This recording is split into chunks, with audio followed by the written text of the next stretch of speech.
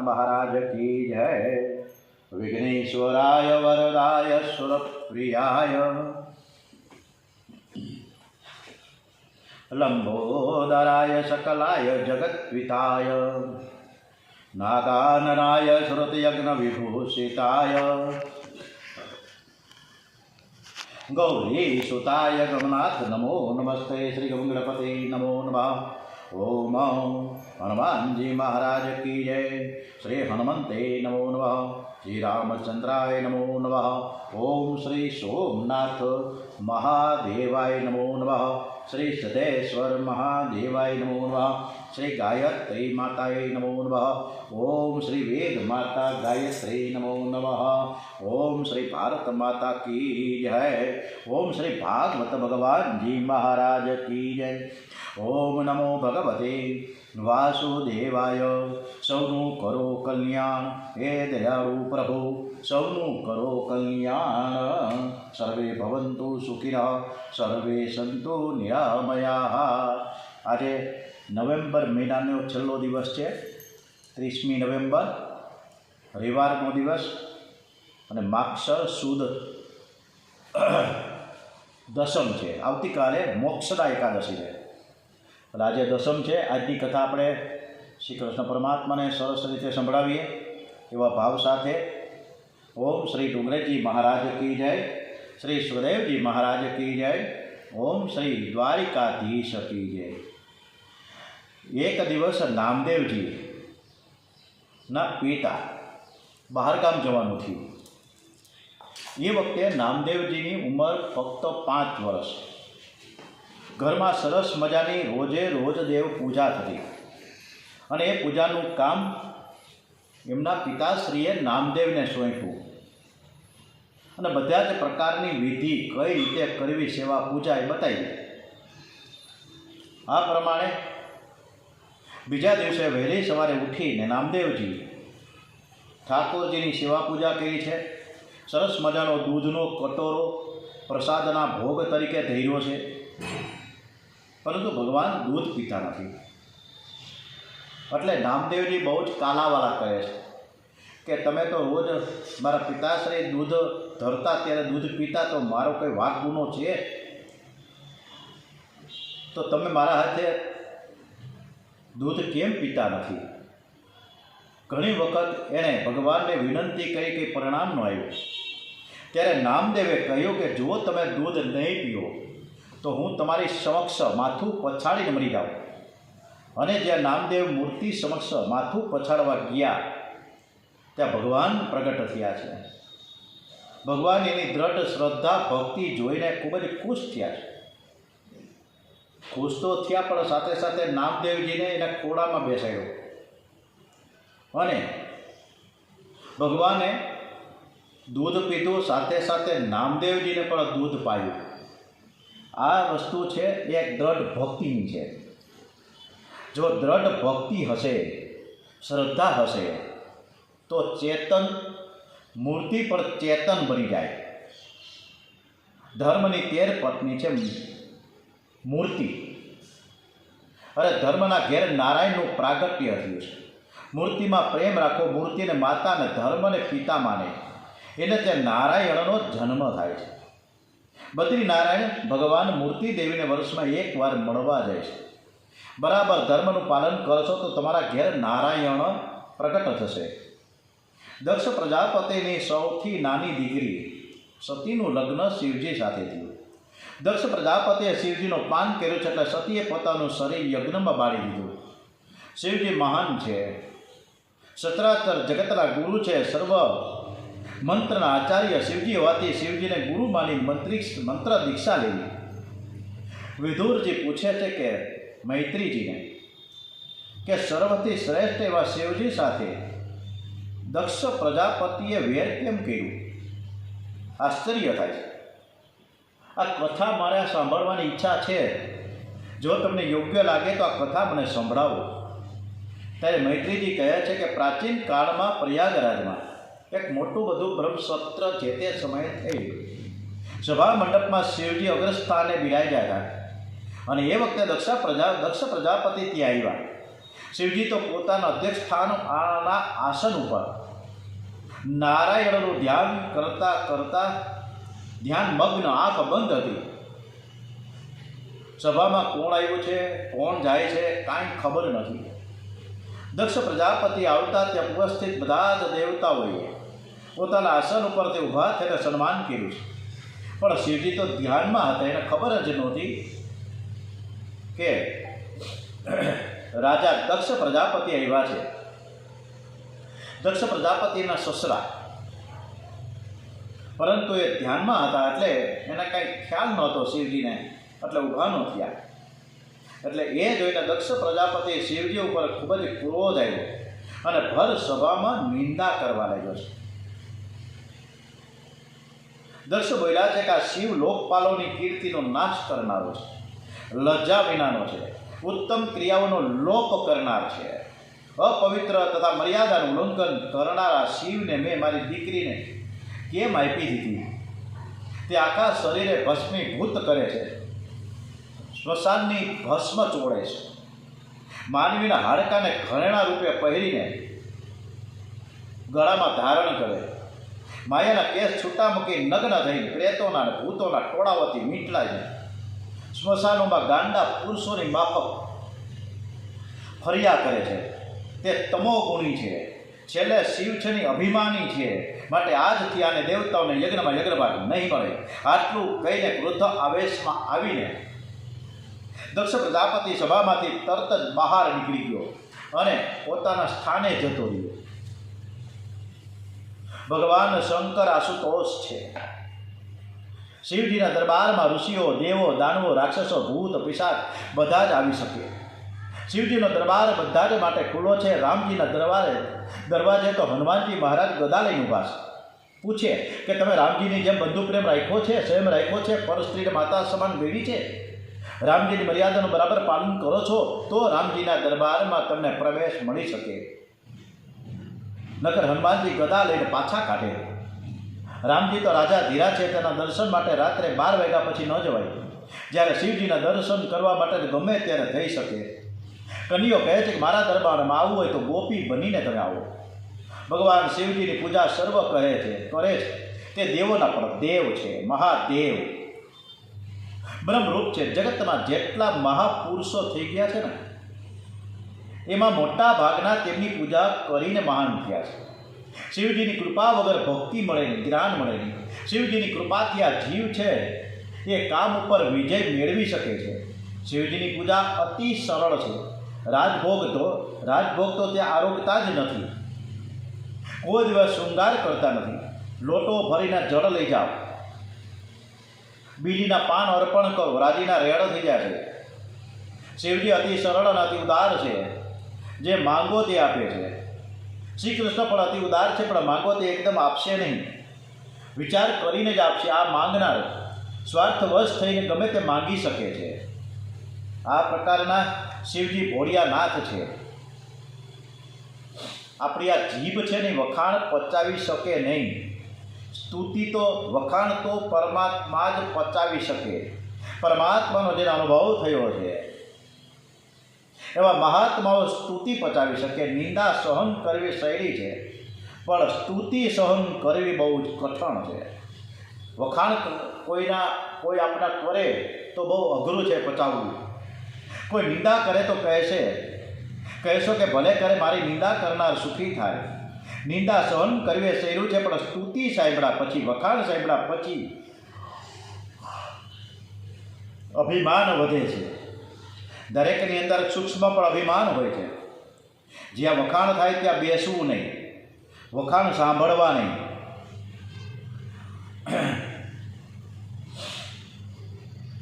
શિવ પુરાણમાં એક કથા આવે છે કે શંકર પાર્વતીનું લગ્ન થયું હતું અને લગ્ન વખતે 3 પેઢીનું વર્ણન કરવાનું હોય છે.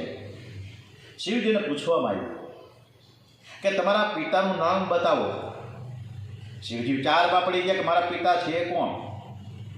મહારુદ્ર શિવનો જન્મ નથી. નારદજીએ શિવજીને કહ્યું કે બોલો ને, પિતા બ્રહ્મા છે. શિવજી કે બ્રહ્મા. પછી પાછું ગોરદાદાએ પૂછ્યું કે દાદા કોણ છે? તો કહે વિષ્ણુ છે એ મારા દાદા છે. પાછો પ્રશ્ન થયો કે વડદાદા કોણ? હવે નામ કોનું લેવું? મહાદેવ વિચાર કરવા માંડ્યા છે. એટલે ફટ દઈને જવાબ આપ્યો છે કે હું જ સર્વનો વડદાદો છું. આમ મહાદેવ છે દેવોના દેવ મહાદેવ. સૂતજી વર્ણન કરે છે કે શિવજીના મસ્તકમાં જ્ઞાન રૂપી ગંગા છે. એટલે તે દક્ષ પ્રજાપતિના યજ્ઞમાં પોતાની નિંદા સાંભળવા છતાં પણ બધું જ સહન કરી શક્યા છે. શ્રી કૃષ્ણના ચરણમાં જ્ઞાન ગંગા છે એટલે તે શિશુપાળની નિંદા સહન કરી શક્યા છે. નિંદા સહન કરવી મુશ્કેલ છે. નિંદા સહન કરશો તો જ આગળ વધશો.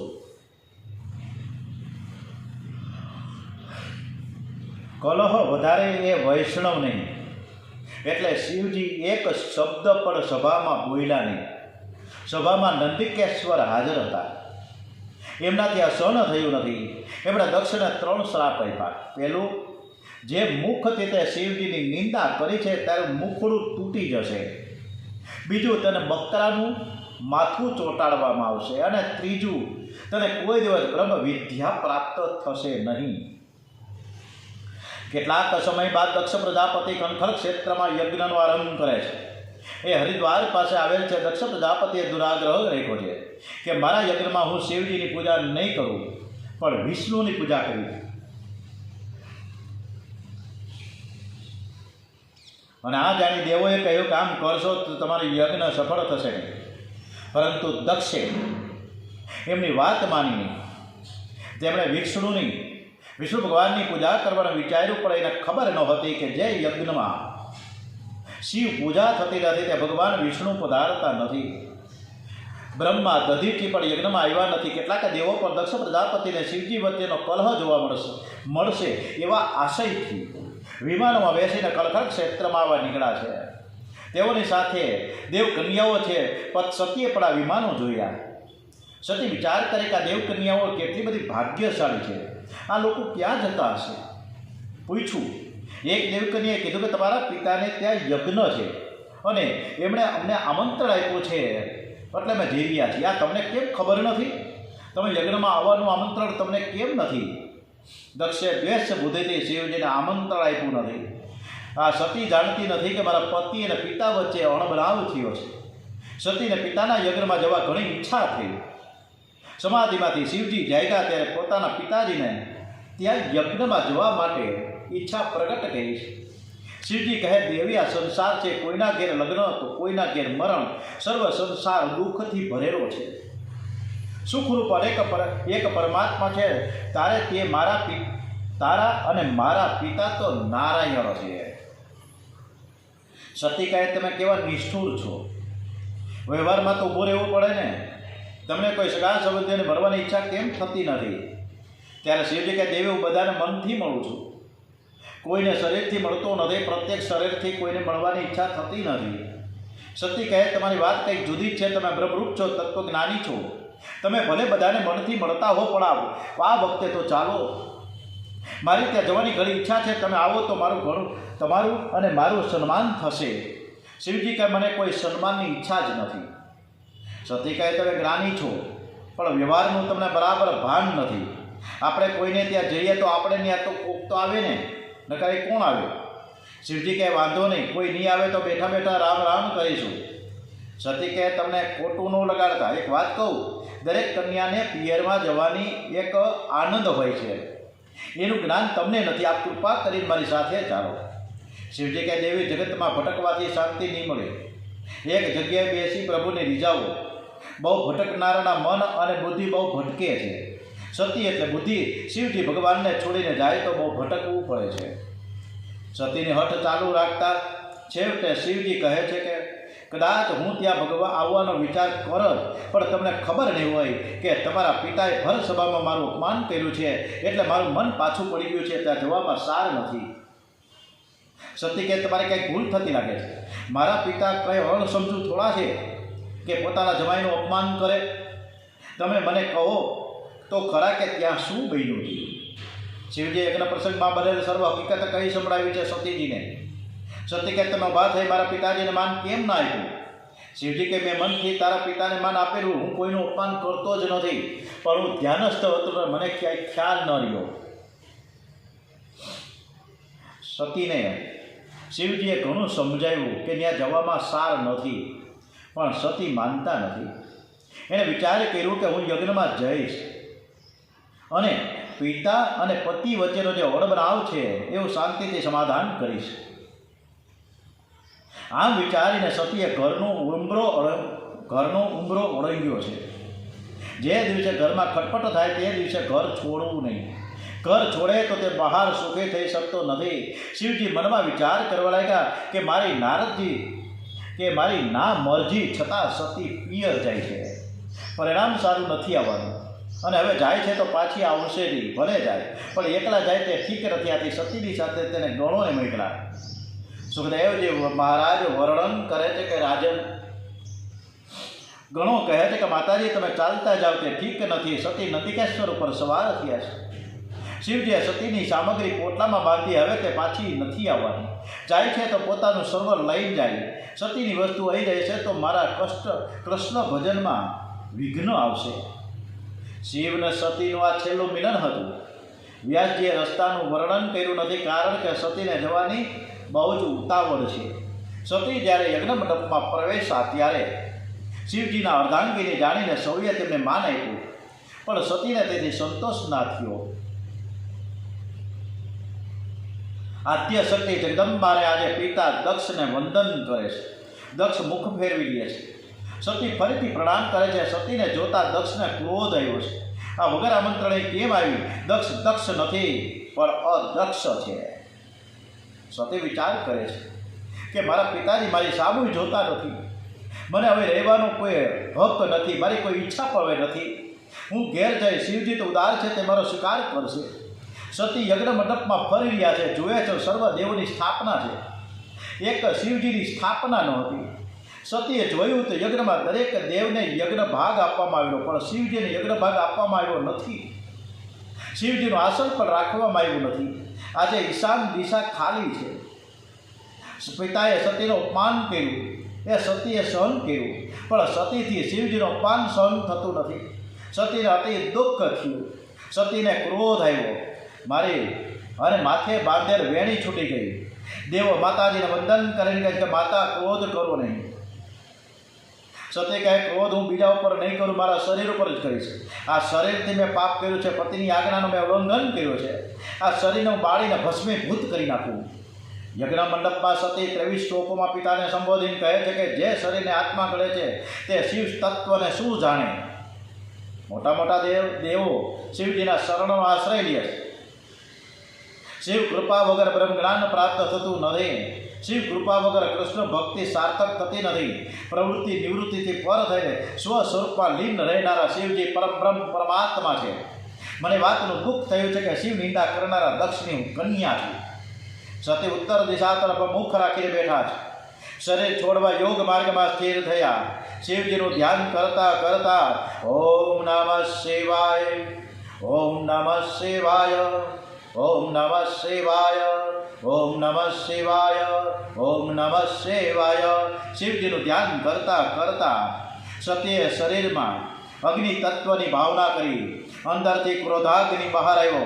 એમનું શરીર બળવા લાગ્યું. આદ્ય શક્તિ જગદંબાનું અપમાન થયું છે. હવે દક્ષનું કલ્યાણ નથી. માતાજીના શરીરને કોણ બાળી શકે? અગ્નિને બાળવાની શક્તિ તો શિવજી આપી છે, એ તો માતાજીની લીલા છે.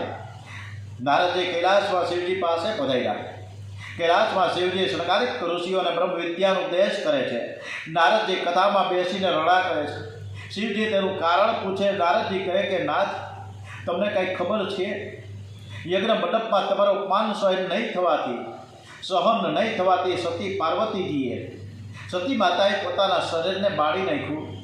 એમણે દેહ ત્યાગ કર્યો છે. આદ્ય શક્તિનો નાશ ન થાય. સતી ગુપ્ત રીતે શિવમાં મળી ગયા છે. નારદજી કહે કે આ લોકોને સજા કરો. શિવજી કહે મારે કોઈને સજા નથી કરવી. પણ જ્યારે નારદજીએ કહ્યું કે તમારા ગણોને પણ માર પડ્યો છે, આ જાણી શિવજીને થોડો ક્રોધ આવ્યો. જટામાંથી વીરભદ્ર પ્રગટ થયા છે. શિવજીએ આજ્ઞા કરી કે દક્ષ પ્રજાપતિનો જે યજ્ઞ થઈ રહ્યો છે એ યજ્ઞનો તું વિનાશ કર. વીરભદ્ર યજ્ઞ મંડપમાં આવ્યા, બધું જ ખેદાન મેદાન કરી નાખ્યું, યજ્ઞનો નાશ થયો, યજ્ઞ ભૂમિ સ્મશાન ભૂમિ બનાવી નાખી, યજ્ઞનો વિધ્વંસ થયો. દક્ષને પકડીને એનું મસ્તક ધડથી અલગ કરી નાખ્યું. દક્ષના યજ્ઞમાં જે બ્રાહ્મણો હતા એને માર પડ્યો, દેવોને સજા થઈ. શિવજી તો ભોળા અને સરળ છે. એ યજ્ઞ મંડપમાં જ્યારે ખબર પડી કે એના સસરાને વીરભદ્રાએ મારી નાખ્યો છે, એટલે દેવોની સાથે યજ્ઞ મંડપમાં આવ્યા, જોયું, મહા ઉત્પાત મચી ગયો. યજ્ઞ મંડપમાં રુધિરની નદીઓ વહેતી હતી અને આ બધું તેને લાગ્યું કે નક્કી આ બધું જ કામ પોતે મોકલે વીરભદ્રનું છે અને તેમણે વીરભદ્રને ઠપકો આપ્યો. વીરભદ્રજીએ માફી માંગી. દક્ષના દળ પર બકરાનું માથું ચોંટાડવામાં આવ્યું. દક્ષ પ્રજાપતિની સાથે શિવજીની પાસે આવી તેને પૂજા કરતા કહેવા લાગ્યો, મારે પુત્રી, મારી દીકરી, મારી દીકરીના દર્શન કરવા છે, આપ કૃપા કરીને મારી આ ઈચ્છા પૂરી કરો. શિવજી ધરતી સામે જોઈને સતીજીને પૂછ્યું કે તમારે બહાર આવવું છે? સતીએ ના પાડી. હરિદ્વાર પાસે કલખલ તીર્થ છે અને તે કલખલ તીર્થમાં ગંગા કિનારે દશેશ્વર મહાદેવનું મંદિર છે. દક્ષ પ્રજાપતિએ શિવજીનું પૂજન કર્યું, ક્ષમા માંગી અને ત્યાં ચતુર્ભુજ નારાયણ પ્રગટ થયા છે. પ્રભુએ બધાને ઉપદેશ કર્યો છે. હરિહર બંને એક જ છે. ઓમ નમો ભગવતે વાસુદેવાય. શ્રી રામ જય રામ જય જય રામ. હરે કૃષ્ણ કૃષ્ણ કૃષ્ણ હરે હરે, હરે રામ રામ રામ હરે હરે. ઓમ શ્રી કૃષ્ણ કનૈયાલાલ કી જય. શ્રી બાલકૃષ્ણ લાલ કી જય. દ્વારિકાધીશ કી જય. ભાગવત ભગવાનજી મહારાજ કી જય. ડોંગરેજી મહારાજ કી જય. ઓમ શ્રી સોમનાથ મહાદેવ કી જય. ભારત માતા કી જય. વંદે વેદ માતરમ. ઓમ નમઃ પાર્વતી પતે. હર હર મહાદેવ હર.